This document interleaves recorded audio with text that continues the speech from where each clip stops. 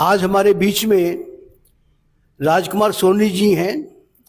मैं जानना चाहूँगा कि राजकुमार सोनी शहर की इस विराट समस्या को लेकर के क्या सोचते हैं और क्या उनके पास इस विषय को लेकर, इस समस्या को लेकर निदान है। नमस्कार राजकुमार सोनी जी। नमस्कार दीनानाथ जी। क्या हाल चाल है सर? मैं मजे में हूँ, आनंद में हूँ। आपको और आहुति के तमाम दर्शकों को, चाहने वालों को मेरा नमस्कार है, प्रणाम है। राजकुमार जी, आप इस शहर के जागरूक नागरिक हो, भाजपा के नेता हो और हर विषय पर आपकी पकड़ है। मतलब मैं तो आपको विद्वान समझता हूँ। जी जी जी। अब जो करंट विषय है, जी जी आवारा कुत्ते जो है इस शहर में इस कदर बढ़ गए हैं जी जी कि जीना दुर्लभ हो रहा है लोगों का। जी जी। आए रोज घटनाएं हो रही हैं। इसका क्या आप सलूशन समझते हैं और ये समस्या कैसे पैदा हुई? ये दो विषय पे सवाल हमारा। पहला सवाल ये है कि ये समस्या कैसे पैदा हो गई और दूसरा विषय ये इसका हल क्या है। दीनानाथ जी के पिछले करीब करीब 40-45 साल से शहर की और जिले की समस्याओं को लेकर विभिन्न आंदोलनों में मैं शामिल होता रहा हूं। और ये पहली बार, वो भी शहर के लोकप्रिय विधायक जयदीप जी की सक्रियता के चलते, सारा शहर लामबंद हुआ। बहुत सी घटनाएं हुई। सोशल मीडिया के माध्यम से, समाचार पत्रों के माध्यम से जानकारी में आया कि शहर के आवारा कुत्तों ने फला आदमी को काट लिया, फला महिला को काट लिया, और लोगों में इस बात का गुस्सा बढ़ा। और शहर के जागरूक नागरिकों ने विभिन्न शिष्टमंडलों के माध्यम से जिला प्रशासन को भी अवगत कराया और उनसे निजात की मांग की गई। विधायक के प्रयास में उस मीटिंग में मैं भी गया था, पंचायती धर्मशाला में। विधायक का अच्छा प्रयास है, इसलिए सबसे पहले तो मैं विधायक जयदीप जी को बधाई देता हूं। दूसरा अच्छा काम यह हुआ कि ऐसे अनुभवी व्यक्ति को, जिनको काटने वाले कुत्ते और भौंकने वाले कुत्ते और गली में से नहीं निकल देने वाले व्यक्तियों को नख से लेकर शिखा तक जानने वाले भाई महेश पडीवाल जी को इस समस्या से निजात दिलवाने के लिए संयोजक बनाया। तो निश्चित तौर पर इस शहर में अच्छा काम हुआ है। ऐसा अनुभवी व्यक्ति, जो काम 40-45 साल में नहीं हो पाया, मुझे भरोसा है कि साल 6 महीने में शहर में आवारा कुत्तों से महेश पडीवाल जी निजात दिलाएंगे। कैसे दिलाएंगे? एक मेरा सुझाव भी है कि अपने शहर में अब 65 वार्ड के करीब बन गए हैं और 19 ग्राम पंचायतें हैं। तो मेरा महेश जी को भी निवेदन है कि इन एरियो में कुछ कमेटियां गठित करें जो ये बताएं, जैसे मान लो एक वार्ड है 60 नंबर, उसमें कमेटी बना दे और वो ये बताएगी महेश जी को भी इस गली में इतने आवारा कुत्ते हैं और ये कुत्ती अभी ब्याह गई है, जिसको पंजाबी से कहते हैं सू गई है, उसके इतने बच्चे हैं, उसकी सूची बनाकर महेश को दे दे।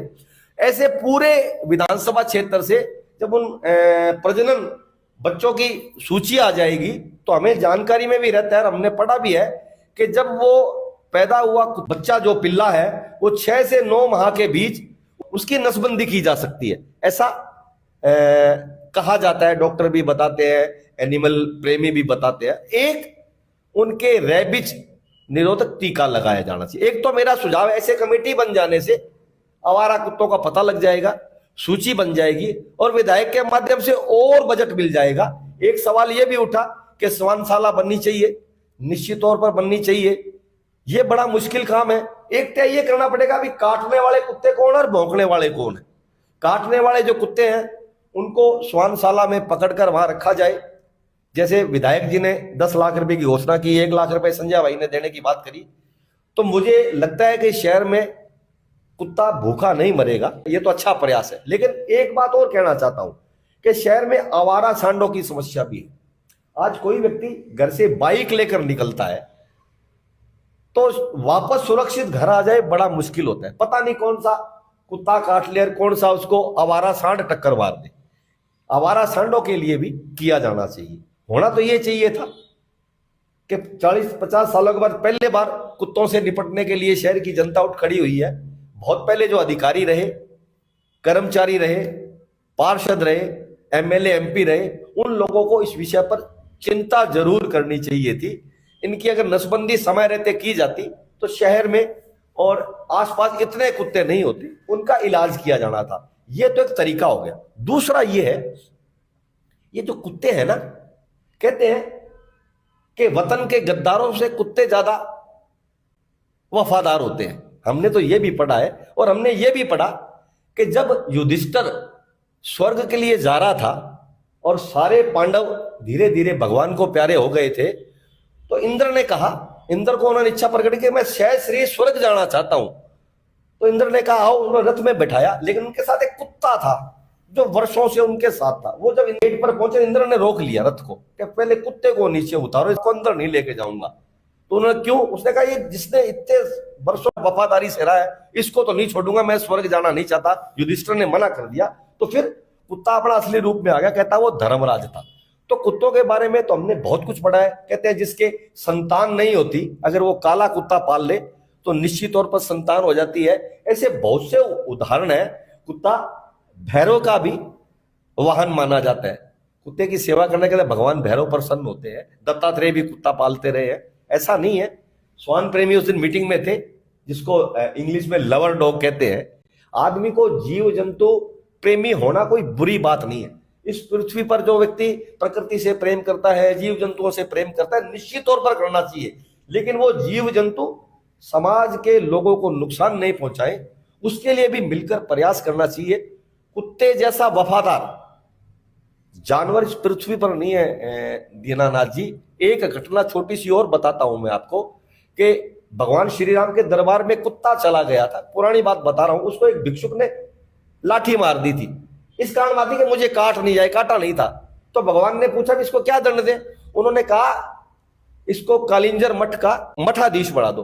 तो भगवान ने कहा बन गया तथास्तु। तो उसने पूछा आपने इसको क्यों बनाया? उसने कहा मैं भी पिछले जन्म में कालिंजर मठ का मठाधीश था, लेकिन जब मुझे पद का ऐश्वर्य आया, पद की ताकत आई, सत्ता आई, पैसा आया, मैंने पृथ्वी का सब पाप कर्म किए। उस पाप कर्मों की सजा ये मिली कि मैं कुत्ता बन गया। इसको कालिंजर मठ का मैं मठाधीश इसलिए बनाना चाहता हूं ताकि ये वहां बैठेगा सत्ता की कुर्सी पर तो ये गलत काम करेगा, गलत काम करेगा तो कुत्ता बनेगा। तो व्यक्ति को जीवन में गलत काम करने से, सत्ता में बैठने पर, पावर आने पर गलत काम नहीं करना चाहिए, नहीं तो कुत्ता बनता है। ऐसा भी शास्त्रों में है। दीनानाथ जी, कुत्ता प्रेमी होना बुरी बात नहीं है।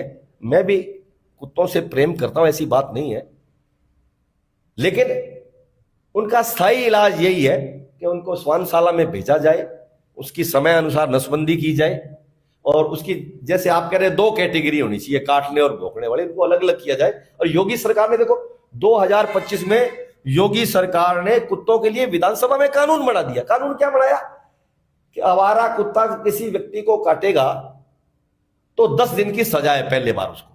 उसके लिए कि एक श्वानशाला है, जेल टाइप पिंजरा है, उसमें रहेगा, फिर उसको छोड़ दिया जाएगा।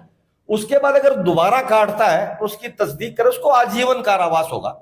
आजीवन कारावास में ये है, उसी श्वानशाला जेल टाइप उसके अंदर उसको भोजन भी दिया जाएगा। छोड़ा कैसे जाएगा?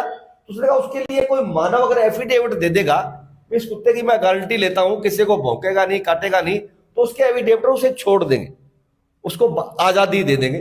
तो भजनलाल सरकार भी आने वाले समय में ये कानून बनाएगी, हम सब मिलकर कोशिश करेंगे।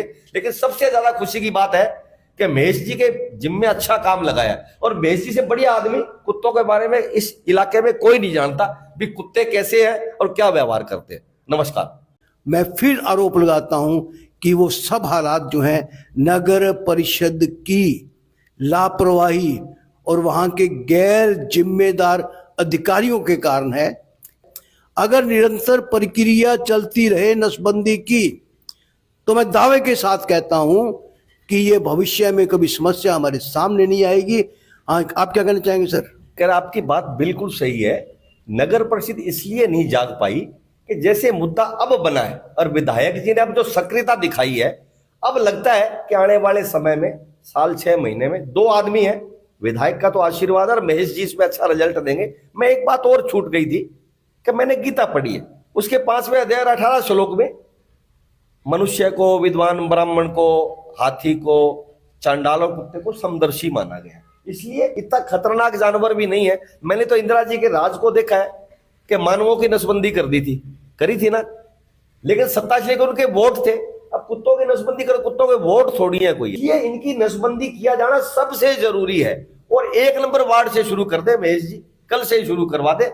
मैं कहता हूं 6 महीने में शहर के 15,000 जो कुत्ते हैं उनकी नसबंदी हो जाएगी, इनकी जनसंख्या बढ़ेगी नहीं। तो धीरे धीरे, कुत्ता कहते हैं मैक्सिमम 10 या 12 साल जीता है, मैक्सिमम उसकी उम्र है। एक कुत्ता तो कहते हैं 31 साल भी जिया है। आने वाले जो हमारी पीढ़ियां हैं वो इनसे नहीं। दूसरा, जो रोड है ना, हाईवे बड़े रोड है, उनके आसपास भी कुत्तों को हटाया जाना बड़ा जरूरी है। वो साधनों के आगे आ जाते हैं, गाड़ियों के आगे, वो भी बड़ा खतरनाक काम है, उससे भी दुर्घटनाएं होती है। ये 2-3 विषय हैं, इनको लेकर हम सरकार के नोटिस में भी लाएंगे और कोशिश करेंगे विधायक जी के माध्यम से, जिलाध्यक्ष जी के माध्यम से और मेरे सीनियर नेताओं के माध्यम से भी सरकार इस पर एक सख्त कानून बना दे यूपी की तर्ज पर। तो उससे आने वाले दिनों में, आने वाले समय में लोगों को राहत मिलेगी। आपकी चिंता वाजिब है दीनानाथ जी, आप बिल्कुल सही चिंता कर रहे हैं और शहर के हित में है। कुत्तों के अलावा आवारा सांड भी मैंने बताए थे, कुछ ऐसे जानवर हैं जिनको कहीं ना कहीं गौशाला में या स्वानशाला में भेजे न जाने से लोगों को राहत मिलेगी, लोगों का गुस्सा कम होगा। दूसरा, बड़े बुजुर्गों से भी निवेदन करता हूं, शाम को घरों से निकले, सुबह निकले तो हाथ में डंडा या लाठी जरूर रखे, क्योंकि जवान आदमी तो फिर भी हमले से बचा लेता है, लेकिन छोटा मोटा अगर वो रखेंगे तो थोड़ी सुरक्षा रहेगी जब तक इनका समाधान नहीं निकलता। एक भी मेरा ये सुझाव, यही कहना चाह रहा था। आहुति के दर्शकों, कुल मिलाकर निचोड़ ये है कि तुरंत प्रभाव के साथ एक तो कुत्तों की नसबंदी की जाए ताकि उनकी जनसंख्या आगे ना बढ़े, और दूसरी बात यह है कि नसबंदी करने के बाद उन कुत्तों को, जो आक्रामक कुत्ते हैं, उनको शेल्टर हाउस में रखा जाए, मोहल्लों में ना छोड़ा जाए, तो ये एक समस्या का हल निकल सकता है। अब सवाल ये है कि महेश जी के हाथ में बागडोर है, वो किस नज़रिए से, किस तरीके से प्लान करते हैं, ये उन पर निर्भर करता है। उनको बजट मिलता है, लेकिन मैं एक बात कहता हूं सोनी जी से, क्या आपके दिमाग में कोई मार्गदर्शन है, कोई सुझाव है महेश जी को देने के लिए? नहीं, देखो, महेश जी एक बड़े अनुभवी राजनेता है और आजकल तो उनका रुझान सेवा की तरफ है। कि हमने तो पढ़ा है ना, जो सेवा करते हैं ना, उनको निश्चित तौर पर कहीं ना कहीं अगले जन्म में भी लाभ मिलता है। महेश जी को जो जिम्मे, जो विधायक जी ने उनकी परख कर उनके अनुभव को सामने रखकर जो जिम्मेदारी दी है पूरे इलाके में कुत्तों से मुक्ति दिलाने के लिए, तो मेरा तो सुझाव मैंने बता दिया। इन इलाकों में कमेटियां बन जाएंगी, महेश जी को सूचियां आ जाएंगी, उन पर फिर कंट्रोल रहेगा। महेश जी तो इतने एक्टिव है, मैं उनकी नसबंदियां करवाने के लिए भी पूरा रात दिन एक कर देंगे। उससे महेश जी का नाम होगा इलाके में, आने वाली पीढ़ियां कहेंगी कि महेश पेड़ीवाल जी ने इस नगर की जनता को कुत्तों से मुक्ति दिलवाई। कहेंगे नहीं कहेंगे दीनानाथ जी? कहेंगे। अगर नसबंदी करा देंगे महेश जी, मान लो 15,000 कुत्ते हैं, महेश जी ने जो नए पैदा होने वालों की नसबंदी भी करा दी, तो जनसंख्या पर नियंत्रण हो गया ना। तो महेश का नाम तो गिनीज वर्ल्ड बुक में लिखा जाएगा। हाँ, इतना बड़ा काम लगाया विधायक जी के जिम्मे। तो हमारे शहर में, पूरे शहर में खुशी की लहर दौड़ गई है कि हम आने वाले समय में कुत्तों से मुक्ति मिलेगी। ये गंभीरता के साथ कह रहे हो? गंभीरता से नहीं, या व्यंग शैली में नहीं करता। महेश जी मेरे लिए आदरणीय, सम्मानीय, पूजनीय है, स्वभाव से संत आदमी है, तो उनके लिए मेरे मन में बड़ा सम्मान है। देखो, शहर को किसी बीमारी से मुक्ति दिलाना कोई व्यंग नहीं है। महेश जी की योग्यता देकर माननीय विधायक जी ने उनके जिम्मे, उन पर भरोसा व्यक्त किया है, और ये इतना बड़ा भरोसा है, लोगों को राहत मिलेगी तो आशीष मिलेगी। अब जिनको कुत्ते काटने का, वो महेश जी को आशीर्वाद देंगे कि महेश जी तेरा स्वास्थ्य अच्छा रहे, तेरी आयु लंबी हो, तो मिलेगा कि नहीं मिलेगा? अब किसी ना किसी के जिम्मे तो लगाना था, पर इस काम में सबसे अनुभवी आदमी भाई महेश पेड़ीवाल है। तो विधायक जी बधाई के पात्र है। हम तो कहते हैं विधायक जी को भी भगवान लंबी उम्र करे और ऐसे अच्छे फैसले करते रहे। आहुति के दर्शकों, आखिर में एक ही बात रह गई है, महेश जी तुम आगे बढ़ो, हम तुम्हारे साथ हैं, हम तुम्हारे साथ हैं, और इस अभियान को शुरू करो।